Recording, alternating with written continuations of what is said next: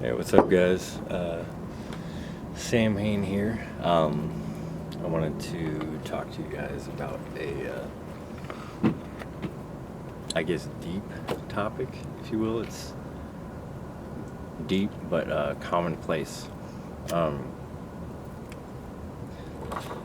and I'm not going to say I'm an authority on the topic, but I have quite a bit of experience regarding the topic, and I'm going to cite a specific and recent example. Um, so, I believe, and this is based off of what I see in the little bit of media that I do pay attention to. I'm not one who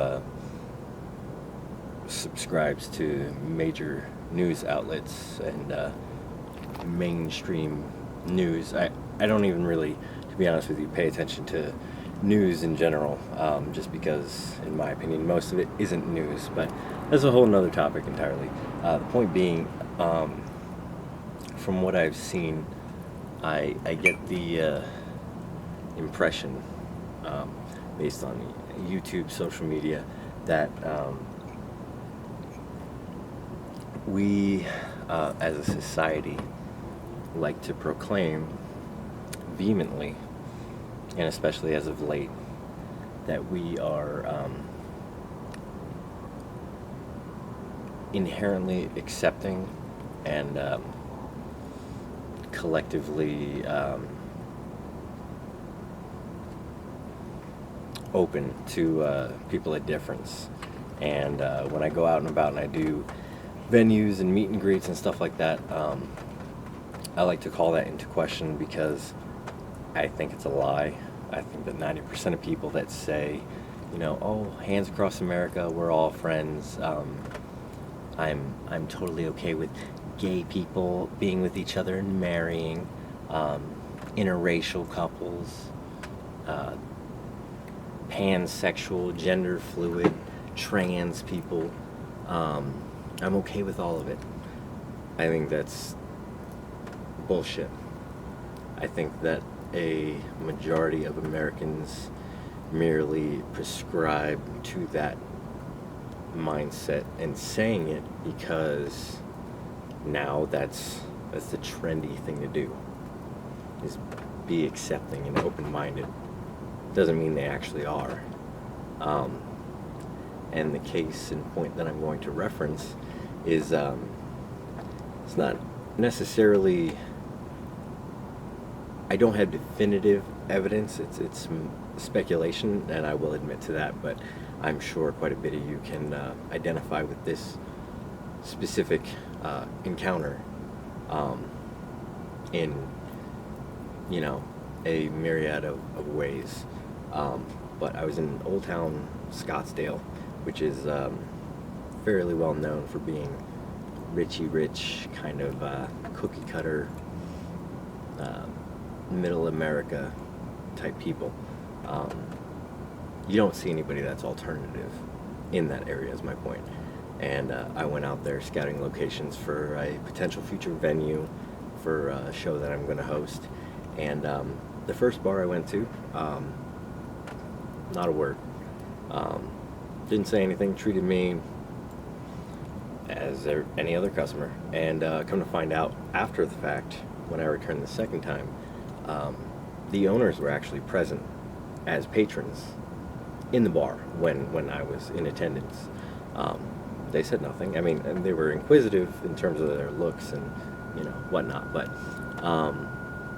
the second bar that I attempted to go to, I'm sorry, not attempted to, because they did let me in.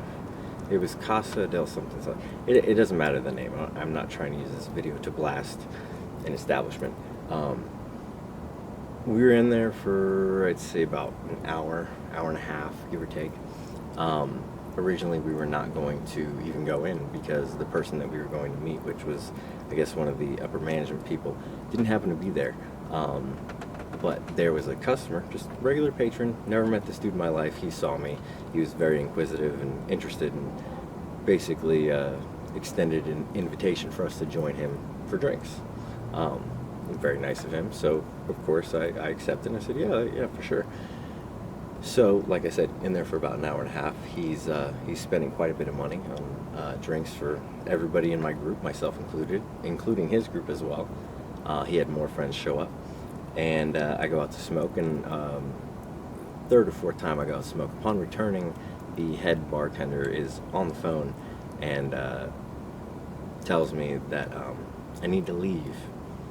And I'm not stupid. I've had this happen numerous times, so I'm usually one step ahead in terms of my thought process, but I still want them to spell it out for me, just to see what they'll say. And I did exactly that with her. I asked her why. I said, yeah, that's no problem. I'll leave. Yeah, no worries. Just out of curiosity, why?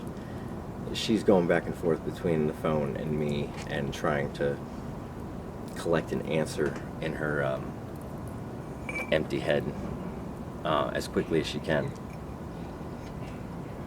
And she responded with, we have a dress code.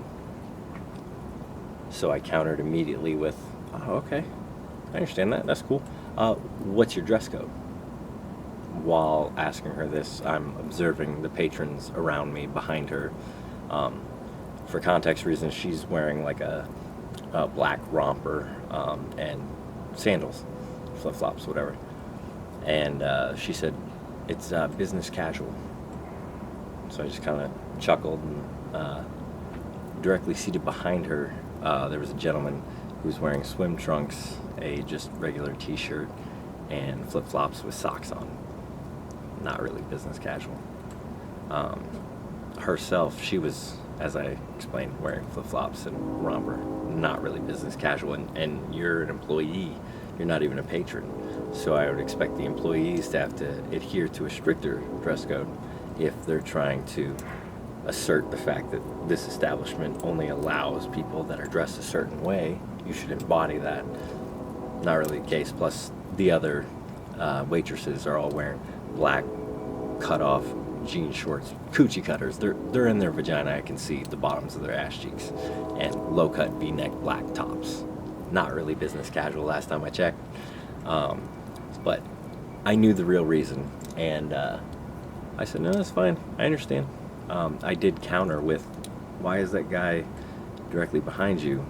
Well, no, I started with, is flip-flops business casual? And she immediately assumed I was talking about her, and was, well, no, and tried to explain it away, and I was like, no, I'm not talking about you at all. I'm talking about the patron behind you.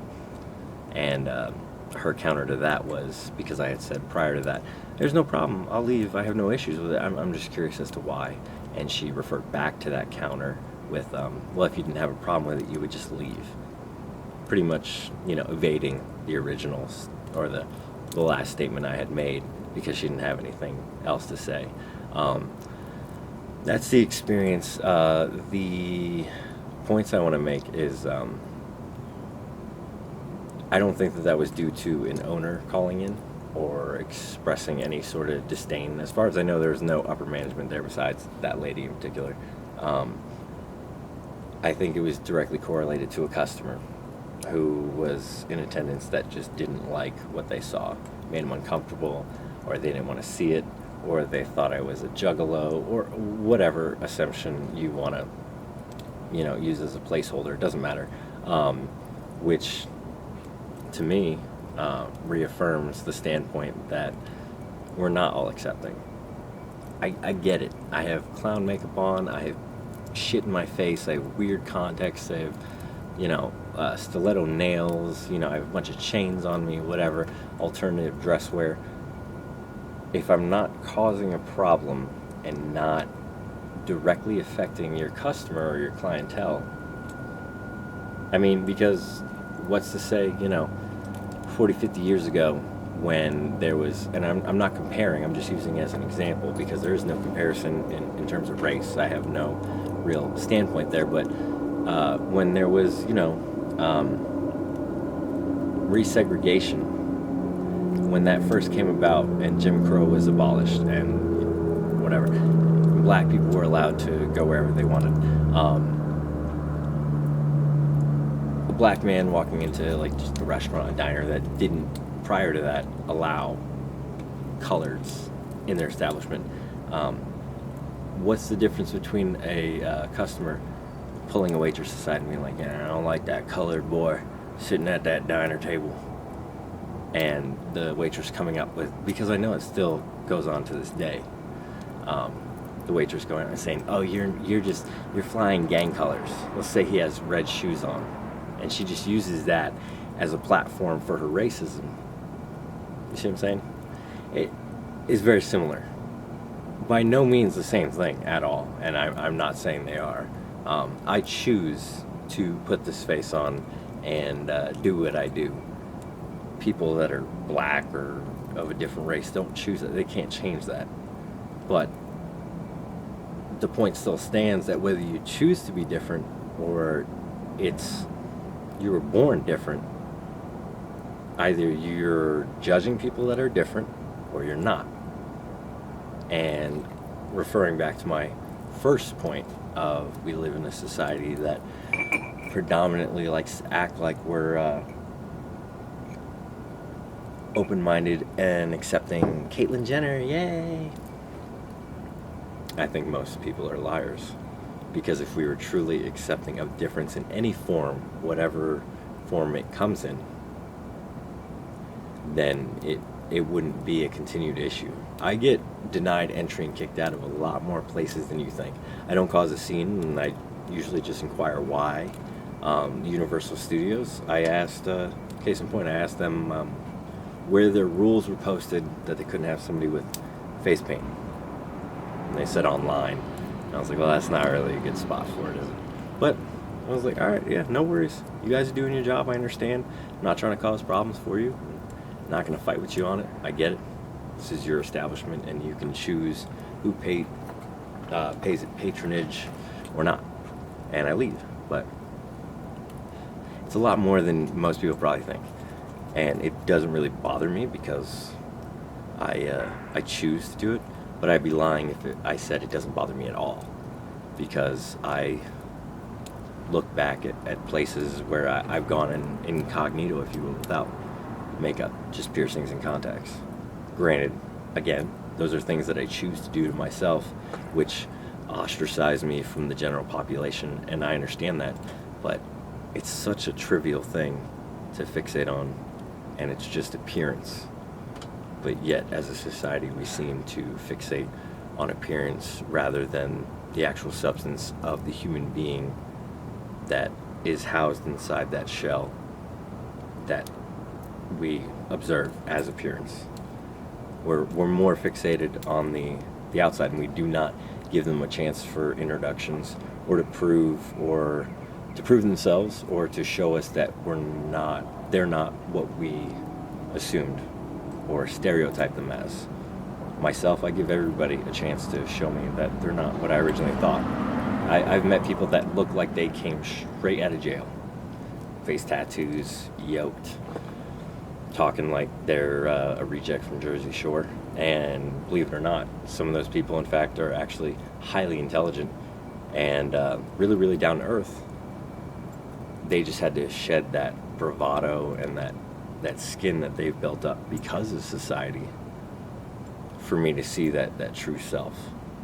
But as a society, we just perpetuate the judgment, and as a result, we create the difference. But a lot of people don't seem to understand that, because people want to affirm themselves or reaffirm themselves or validate their own existence, and they might not feel comfortable in the skin they were born in, the gender they were born with, the breasts they have. There's people that even live their entire lives wanting to be amputees. Not a lot of people know that, but it's a real, it's fetishized, but it's actual disorder, I believe, where people just want to have their legs cut off and live their whole lives in that pursuit or towards that pursuit. As long as they're not hurting anybody and it makes them genuinely happy. I mean, I'm not going to lie, I'm right with you in the mindset of that's pretty drastic. Why would you want to go so far? But that makes them happy. And isn't that what America and, we're all about? So with that, I will bid you guys adieu. Appreciate you guys listening to what I have to say. Voice your comments. Look forward to hearing them, and I will talk to you guys later. Peace.